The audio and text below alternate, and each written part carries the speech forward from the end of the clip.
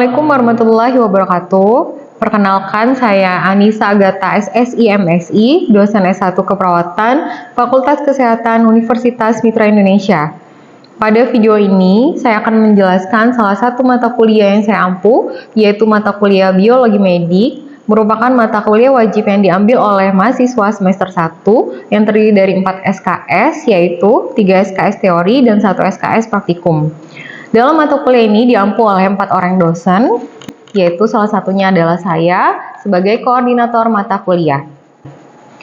Mata kuliah ini diharapkan mahasiswa setelah mengikuti pembelajaran ini, mahasiswa mampu yang pertama menerapkan konsep biologi sel dan genetika, yang kedua adalah menerapkan prinsip-prinsip fisika, biomekanika, dan biolistrik, yang ketiga adalah menganalisis prinsip-prinsip biokimia dan gizi sebagai bagian pendekatan holistik.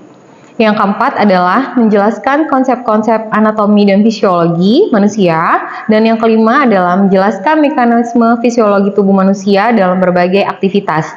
Dan yang keenam adalah mekanisme fisiologi tubuh manusia dalam homeostasis tubuh.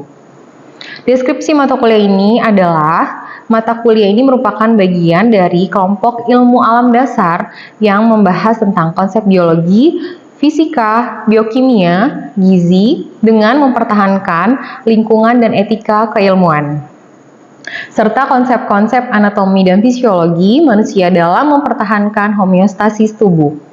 Media pembelajaran yang akan digunakan pada mahasiswa yang pertama adalah student-centered learning, yang kedua adalah contextual learning, yang ketiga mini lecturer, dan yang keempat adalah video pembelajaran.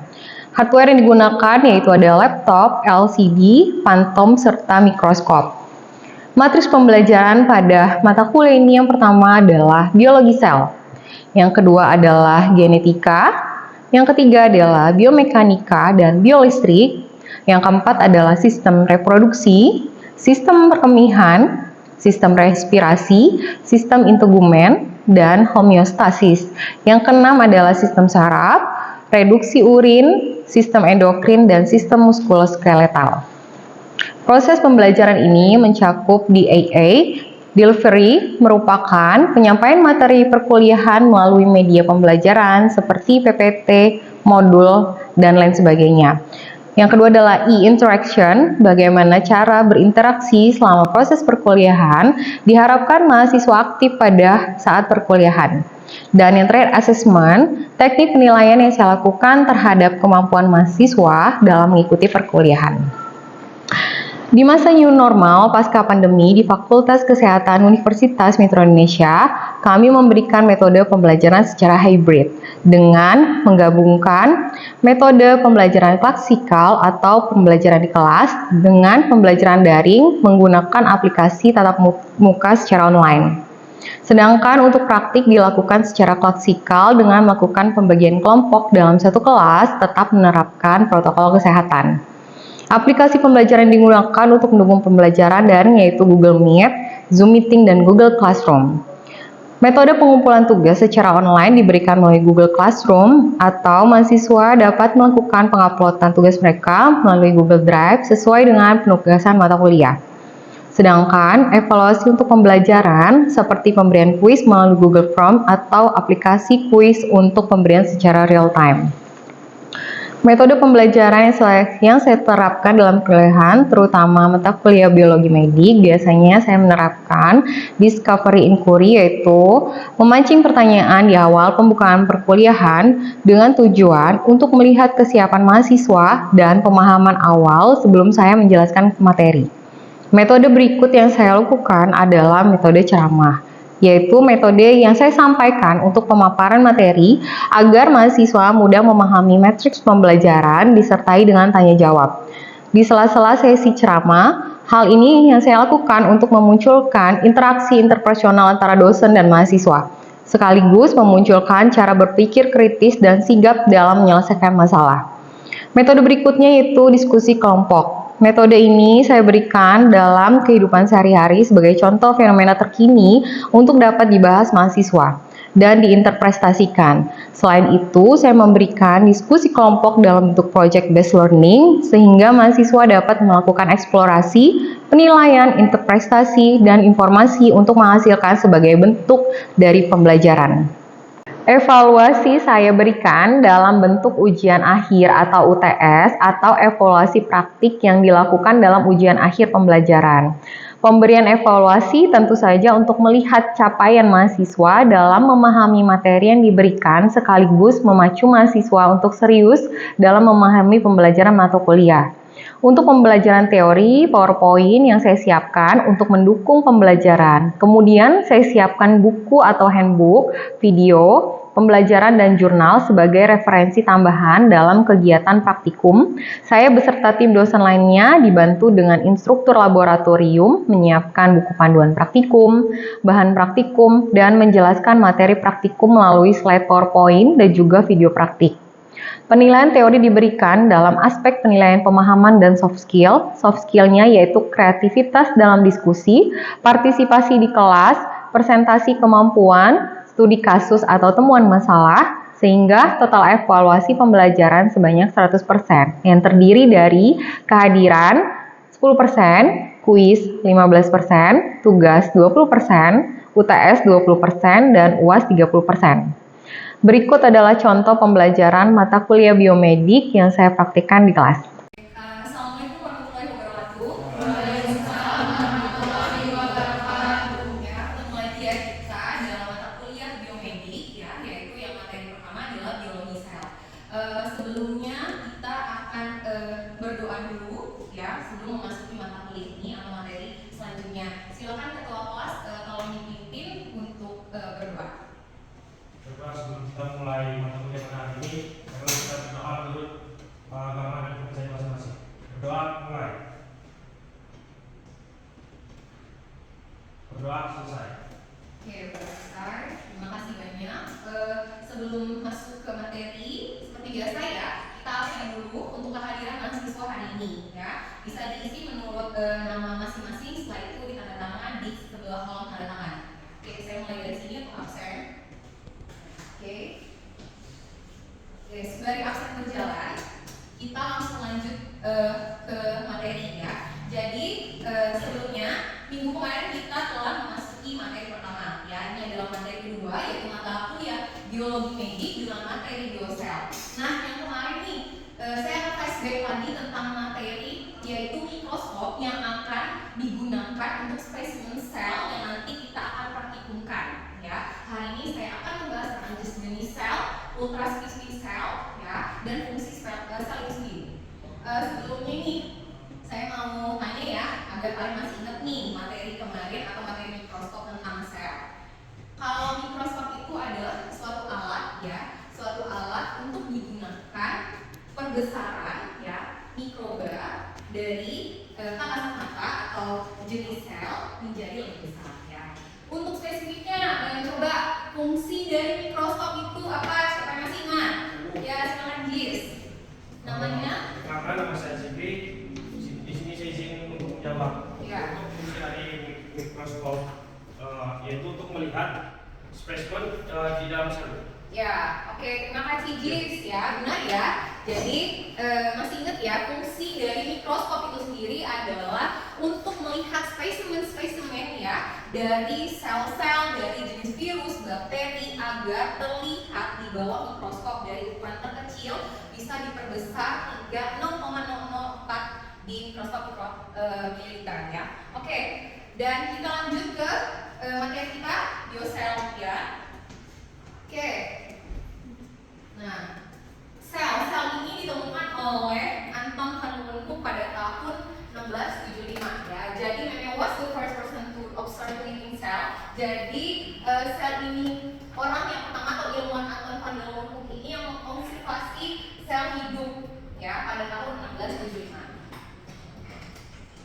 Nah, apa sih yang dimaksud dengan sel itu adalah sel ada di dalam tubuh makhluk hidup, yaitu bagian unit makhluk hidup, bagian terkecil penyusun makhluk hidup. Walaupun sel ini bagian terkecil dari tubuh makhluk hidup, tapi perannya sangatlah besar karena dialah yang mengatur semua dari transportasi darah, oksigen dan lain sebagainya, sehingga kalian bisa menghasilkan energi di dalam tubuh kalian sendiri.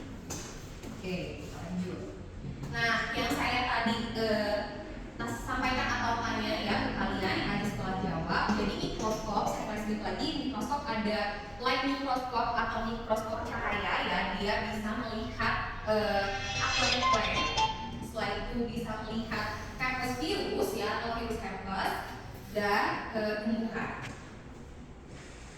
Nah, ini adalah termasuk salah satu herpes virus ya di dalam sel itu sendiri. Nah, ini adalah pembesaran yang paling kecil yang dipakai oleh mikroskop itu sendiri. Nah, ini adalah contoh dari scanning electron microscope atau SEM ya. Oke. Nah, di sini ya, kita juga sudah ada light microscope dari SEM dan light microscope yang ada nanti pakai preparat dan spesimennya masing-masing. Oke, kita masuk ke keberagaman bentuk sel ya. Nah, jadi sel ini memang berbeda-beda di dalam bentuknya, tidak hanya satu bentuk ya, yaitu sebagian besar bentuk kuboid, bentuk bola, ya, serta ada pun bentuk tabung ya. Oke. Jadi keberagaman organisasi internal sel yaitu ada nukleus ya. Nukleus ini apa Bu? Nukleus terdiri dari DNA yang mengarahkan aktivitas sel ya. Jadi memang pusat dari inti sel itu adalah nukleus. Di dalam nukleus juga memiliki inti lagi yaitu bernama nukleolus ya. Ini adalah inti dari tubuh di dalam tubuh manusia. Organel. Jadi sel itu bermacam bentuk yang disebut dengan organel. Organel adalah komponen sel yang melakukan fungsi spesifik sel. Ya, jadi di sini organel yang pertama itu nanti kita akan bahas tentang ada mitokondria, ya. Nukleus juga termasuk ke dalam organ sel, nukleus. Ya, ada juga ribosom. Ribosom itu terbagi menjadi dua ya, ada retikulum ya, endoplasma. Retikulum endoplasma halus dan retikulum endoplasma kasar. Nah, ini dari beberapa bagian dari organel sel seperti itu. Oke.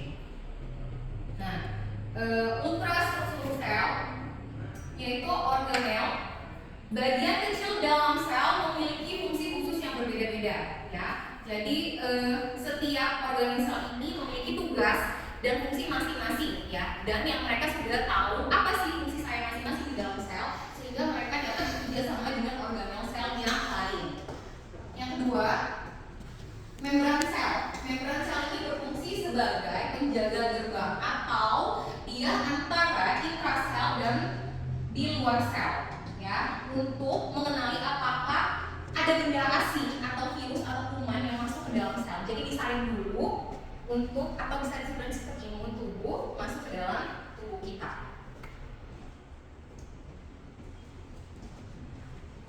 Ya, membran sel atau plasma adalah suatu membran yang menyelubungi sel di dalam luar sitoplasma, mengontrol apapun yang memasuki dan meninggalkan sel. Yang saya bilang tadi adalah penyaring organel sel tersebut yang ingin masuk ke dalam selnya. Oke. Nah, yang terakhir, fungsi ketiga adalah sebagai pembatas antar sel dan lingkungan.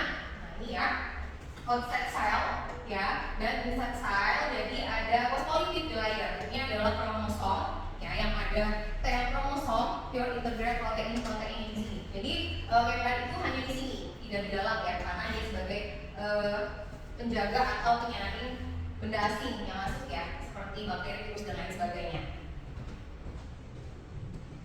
Oke, kita lanjut. Nah, ini yang tadi saya bilang ya, olah hidrophilic head hidropobitel. Nah, ini yang disebut dengan hidrophilic head atau kepalanya, dan ini adalah hidropobitel atau ekor ya. Jadi setiap manusia itu memiliki kromosom dengan kepala satu ya, atau hidrophilic dan sel hidropobiknya.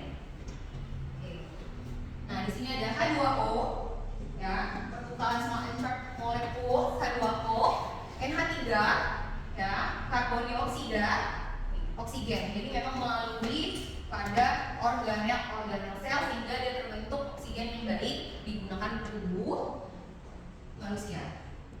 Oke. Nah, yang pertama adalah sel sitoplasma ya. Sitoplasma sel ini adalah bagian sel yang meliputi semua materi yang berada di antara membran sel dan inti sel atau nukleus. berada di antara nukleus adalah ini nukleus atau ini sel, ya. Dan ini membran selnya. Sitoplasmanya adalah di sebagian sini, di sebelah sininya, seperti itu, ya. Dan yang kedua adalah sebagai berperan penting dalam biosintesis dan biogenetik seperti sintesis asam lemak, sintesis protein, sintesis asam amino dan lain sebagainya. Jadi sitoplasma ini yang berfungsi sebagai tempat, ya. Sintesis itu adalah penghasil atau tempat buat lemak, asam lemak, protein, ya, yang kalian makan nanti akan dipecah atau diolah di sitoplasma menjadi sintesis asam amino dan lain sebagainya. Yang ketiga adalah melindungi organel dari benturan, ya. Jadi kalau ada tabrakan itu dia tidak langsung cracks, ya, atau tidak patah. Nah, ini dia melindungi dari benturan yang akan terjadi. Oke, sitoplasma cairannya seperti lendir dalam membran plasma. Jadi dia berupa cairan, ya, yang berisi kandungannya itu garam, air, ya, garam mineral dan molekul organik. Yang di sekelilingnya terdapat juga organel. Jadi mereka memang berdekatan, tepatnya tidak berjauhan dalam satu inti organel. Oke. Nah, ini adalah endoplasmic reticulum, ya, atau reticulum endoplasma. Atau bisa juga disebut dengan RE, ya. RE tadi itu di sini ada RE kasar atau reticulum endoplasma kasar dan reticulum endoplasma halus, ya. Nah, di sini ini reticulum endoplasma halus. Reticulum endoplasma halus yang di sini adalah reticulum endoplasma kasar, ya. Oke, lanjut. Nah, yang tiga adalah Golgi apparatus. Ya, Golgi apparatus adalah terdapat di dalam sitoplasma yang berfungsi menyimpan dan memodifikasi serta mengotak protein, ya. Jadi di sini adalah molekul yang ditransportasikan dari Golgi melalui pembentukan vesicula. Nah, ini vesikel yang membawa, ya, si molekul agar tertransportasi ke seluruh jaringan darah atau sistem tubuh. Ini tugas si Golgi atau aparatus Golgi. Nah, ini ada sel mitokondria. Mitokondria, selnya adalah tempat produksi energi, respirasi seluler terjadi di mitokondria, ya, untuk menghasilkan energi yang digunakan di dalam sel. Sehingga sel, ya, yang berfungsi untuk respirasi seluler adalah sel mitokondria. Sel mitokondria ini memiliki dua membran, yaitu ada inner membran. Inner membran adalah membran luar, ya, outer membran atau membran dalam, dan ada tiseli, ya, dan matriks atau cairan matriks. Dan mitokondria ini memiliki DNA sendiri, ya, di dalam mitokondria. Hanya sel yang memiliki DNA, yaitu DNA sendiri adalah mitokondria, sel mitokondria. Seperti itu. Oke, sampai sini ada pertanyaan. Silakan pertanyaan pertama. Siapa yang mau bertanya? Baiklah, sebelumnya izin memperkenalkan diri, nama saya Yuni Satika. Ya, oke. Izin bertanya, Bu, tadi kan dijelaskan bagian dari beberapa organ sel. Pertanyaannya, apa perbedaan dari reticulum endoplasma kasar dan reticulum endoplasma halus? Ya, oke. Terima kasih. Terima kasih atas pertanyaan dari Yuni. Apa sih, Bu, yang menjadi perbedaan dari sel reticulum endoplasma, reticulum endoplasma kasar dan reticulum endoplasma halus? Kita lihat ke RE. Nah, ini ya. Nah, jadi reticulum endoplasma ini berfungsi sebagai alat transportasi zat di dalam sel itu sendiri yang memiliki dua jenis atau dua tipe yang ditanya temannya tadi, yaitu yang pertama adalah reticulum halus, ya.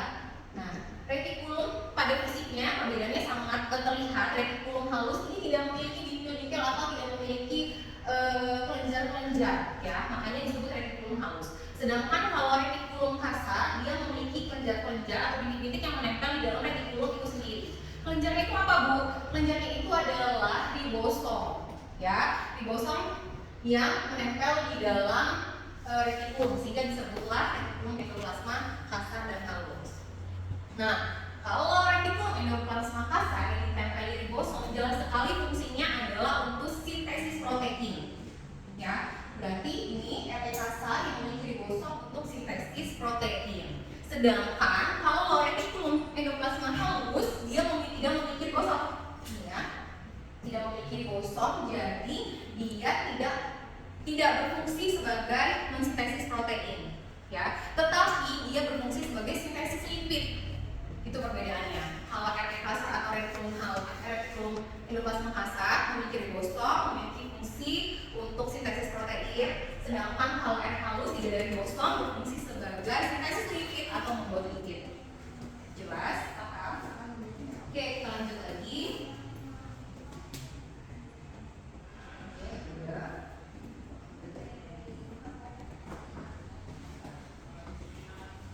Nah, ini ya.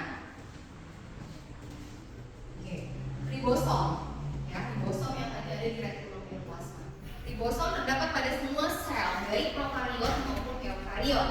Ya, tempat sintesis protein. Nah, tadi sudah dibahas tempat sintesis protein atau tempat membuat protein ditemukan berikatan dengan RNA kasar atau bebas berada di sitosom. Ya, diproduksi di bagian nukleus atau nukleolus, yaitu inti sel dari nukleus itu sendiri. Ya, oke. Sampai sini ada pertanyaan? Silakan yang kedua. Ya, silakan. Ya, perkenalkan saya Mas Raga. Izin bertanya Bu, perbedaan sel prokariot dengan sel eukariot itu gimana Bu? Oke, terima kasih banyak pertanyaannya Mas Dirake. Jadi di sini ya ada prokariot maupun eukariot pada ribosom. Apa sih Bu yang dimaksud dengan sel prokariot dan eukariot? Ya, tadi ada di sini saya akan flashback ke pertama. Flashback pertama. Oke, eukariot dan prokariot ya. Eukariot adalah sel yang memiliki inti dan organel yang dilingkupi membran. Itu pada eukariot ya. Kalau prokariot dia kebalikan dari eukariot, tidak memiliki inti dan organelnya tidak ada membrannya. Kalau eukariot itu memiliki inti, ya, perbedaannya dua, kebalikannya perbedaannya. Sedangkan kalau prokariot tidak memiliki inti dan tidak dilingkupi membran, ya. Jadi contoh prokariot seperti sel amoeba, virus, bakteri, ya. Sedangkan kalau eukariot seperti sel di dalam tubuh manusia, yaitu mitokondria yang disebutkan tadi, RE, badan Golgi dan lain sebagainya. Seperti itu. Paham Mas Dirake? Ya, oke, paham. Kita lanjut lagi.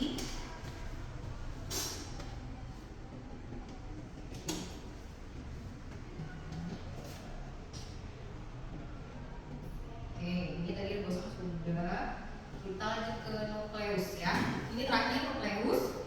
Nukleus ya, dibahas pertama, pusat kontrolnya sel. Namanya inti sel, jadi dia menjadi pusat atau center aktivitas semua sel di nukleus ya. Nukleus mengandung DNA. Ya, ini di sel nukleus. Ada DNA di dalam sini ya. Nah, ini kromosom tadi yang ada head ya, head kromosom atau kepala dari kromosom dan tail kromosom atau di sini ada ekor dari kromosom itu yang terletak di dalam nukleus ya. Dikelilingi oleh membran dan diselubungi oleh nukleus. Ini selubung nukleus ya. Jadi dia seperti jeruk ya, ada kulitnya ya sebelum memasuki intinya. Itu adalah selubung dari nukleusnya. Setelah itu inti nukleusnya tempat kromatin atau tempat nukleolus. Nah, ini tempat kromatin atau tempat nukleolus. Kromosom itu tempatnya disebut tempat kromatinnya ya. Ini yang berhubungan dengan DNA atau keturunan genetik yang menentukan keturunan dari masing-masing di dalam tubuh manusia. Ya, ini kromosom atau DNA-nya. Nah, ini apakah memang rambutnya keriting mirip bapaknya atau badannya tinggi mirip orang tuanya, ibunya dan lain sebagainya. Yang menentukan adalah kromosom, DNA tempat kromatinnya. Oke, bahan genetis kromatinnya ya. Nah, nukleolus yang mana? Nukleolus adalah inti sel. Nah, ini yang di tengah ya. Jadi sudah di dalam kulitnya dikupas, ada tempat kromosom atau kromatin, dikupas lagi, lapisan yang paling tengah disebut nukleolus atau inti dari sel nukleus. Seperti itu. Oke, ada pertanyaan sampai sini? Silakan. Ya, silakan. Kenalkan nama saya Diana, saya ingin bertanya, sel mitokondria itu berfungsi untuk apa ya? Oke, terima kasih. Sel mitokondria, kita lihat ya di sini. Mitokondria ya, yang terdiri dari inner membran dan outer membran ya. Ada sel matriksnya,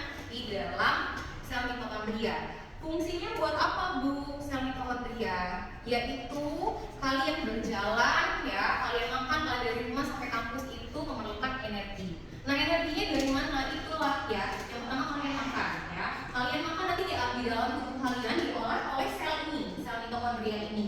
Ya, jadi fungsinya adalah tempat produksi energi di dalam tubuh manusia, sehingga kalian dapat beraktivitas ya, dari pagi ke kampus, selesai belanja hingga pulang rumah lagi. Inilah yang akan menghasilkan produksi energi dari makanan kalian diolah langsung di dalam tubuh, seperti itu. Ya, tempat produksi energi dan selain itu adalah tempat respirasi seluler di dalam tubuh kalian. Bernafas itu adalah yang berfungsi untuk mitokondria. Jelas? Jelas. Oke, sampai sini ada pertanyaan lagi? Sudah cukup? Cukup. Ya, saya jelaskan untuk materi biologi meningiosel. Apakah paham? Paham. Oke, kalau seperti itu, kita di sini saya akan bikin tugas kelompok ya, biasa. Jadi nanti saya akan membagi kelompok kalian ya. Ada sekitar 6-7 kelompok. Kalian di sini akan mempresentasikan untuk minggu depan kehadiran kita di materi berikutnya, yaitu akan membahas presentasi. Ya, kalian membuat makalah setiap kelompok dan akan maju untuk presentasi memaparkan hasil dari kerja kelompok kalian. Ya, di sini kita juga akan berdiskusi atau tanya jawab. Ya, jadi di sini ada nilai kelompok dan nilai individu. Ya, nilai kelompok saya akan melihat makalahnya seperti apa, bagus, dan presentasi dari PPP saya akan lihat dan diskusi atau keaktifan tanya jawab kalian kepada temannya nanti yang akan bertanya kepada kelompok yang maju presentasi. Ya, dipersiapkan materinya yang untuk tugas kelompok di minggu depan ya. Oke, jadi untuk hari ini untuk pertemuan kita cukup untuk materi di mata kuliah biomedik materi biosel. Terima kasih. Absen jangan lupa dibutuhkan lagi ke saya dulu. Absen sudah diisi semua? Oke, terima kasih. Yang absen kehadirannya ya sudah diisi. Kita bertemu lagi minggu depan. Dilihat materinya hari ini ya. Untuk akan saya tanyakan lagi. Ya. Oke, sudah tidak bertanya lagi ya. Ya, oke, terima kasih untuk hari ini. Sampai jumpa minggu depan dengan materi dan tugas selanjutnya yang dikerjakannya. Saya akhiri. Assalamualaikum warahmatullahi wabarakatuh. Waalaikumsalam warahmatullahi wabarakatuh. Demikian penjelasan terkait salah satu mata kuliah yang saya ampu dari mata kuliah biologi medik. Semoga apa yang saya sampaikan dapat bermanfaat. Saya Anissa Agatha SSI MSI pamit undur diri. Wassalamualaikum warahmatullahi wabarakatuh.